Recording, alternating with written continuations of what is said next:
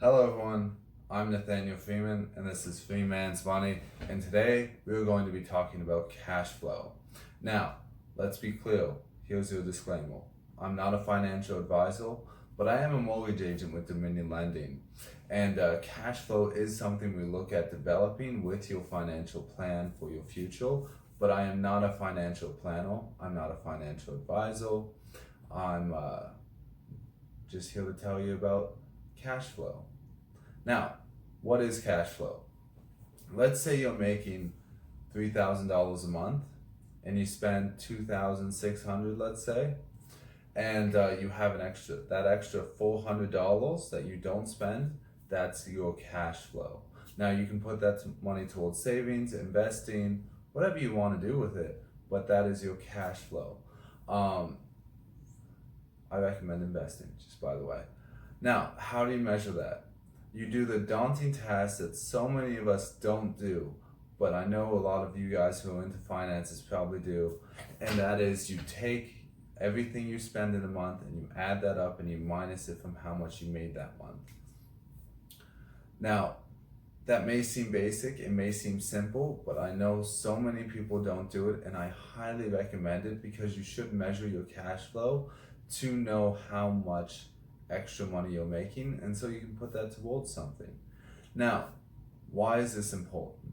Well, I read an article in online the other day, and it said 58% of Canadians cannot afford to spend $1,000 on a random random event because they don't have the capital for it. So they have to go into debt to get that $1,000. And I just thought that was insane because we all know random stuff comes up. Maybe your car breaks down.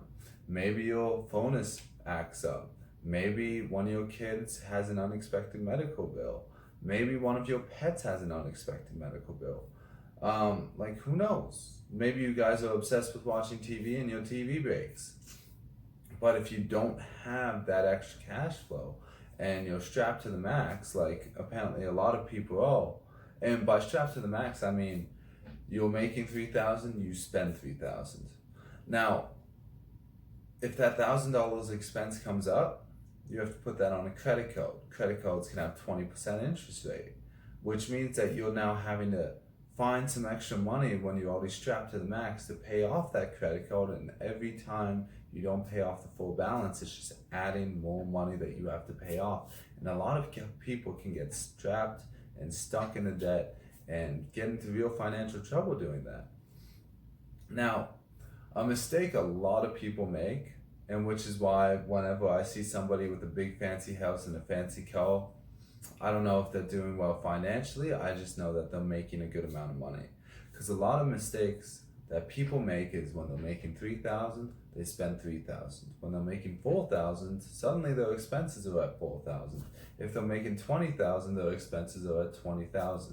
Whether that's buying nicer cars, nicer clothes, getting a bigger house, but they match how much they're making with how much they're spending month after month. And you would be surprised at how many people they get. Oh, we're making 15,000, we're spending 15,000. Oh, we got $1,000 bill here, credit card, and then they get $1,000 here, and then they wanted to buy this, and then and suddenly they're in $50,000 worth of debt when they're still making 15,000 a month. It's just that debt, they can't pay that off because they're strapped to the max with their cash flow. And I don't want you guys to get in that situation. I honestly don't. I want us all to become financially wealthy.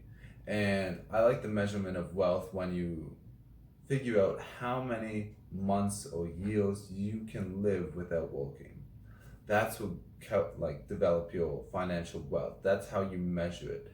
How many years or months you can spend without working. Now, how do you increase your cash flow? You reduce the amount of spending, or you increase the amount of money you're making. Now, what I would recommend is everybody sit down, look at your books, and figure out, hey, where can we afford to not spend as much money? Maybe you're going out to dinner 4 times a week. Maybe you've got 6 different subscriptions to online stuff when you only use 1 or 2. Let's say you just find that you're spending a lot of money on clothing that you don't wear. But find out where you're spending that extra money per month. And I don't mean just do this once, I mean consistently on a monthly basis. Because let's say, okay, it's December, I'll cut down on spending some money on the clothes. But then next month you just go back to it. That's not helping your cash flow. That just meant 1 month you saved a bit more. So I would really be consistent on it and try to keep yourself to a budget. And one thing that really helps is by paying yourself first. I know you hear it a lot, but what that means is you take that money for your cash flow, take it directly out of your spendings, and you just put that into a savings account, put it into an investing account. That's why I buy all of my stocks at the beginning of the month when I get my full paycheck, and I'm like, okay, take this money, put it there. Now I have to live with what's left. Now, after you've done that, then I would recommend finding different ways to augment your income. For me, I became a mortgage agent, and I'm going to be adding that money to my income, and that should be substantial additions, and I'm hoping to get pretty good at it. So we'll see what goes there. I also have my investments, which are paying me dividends, and that also adds to my cash flow, but then I just reinvest those dividends, so I don't really count that as part of this equation, but technically it is there. But either way, that's the video about cash flow. I hope you guys have learned something about this. I hope you guys go over your monthly spending and you figure out, hey, I've got this much cash flow, but if I cut out these two things, maybe we could augment it to this.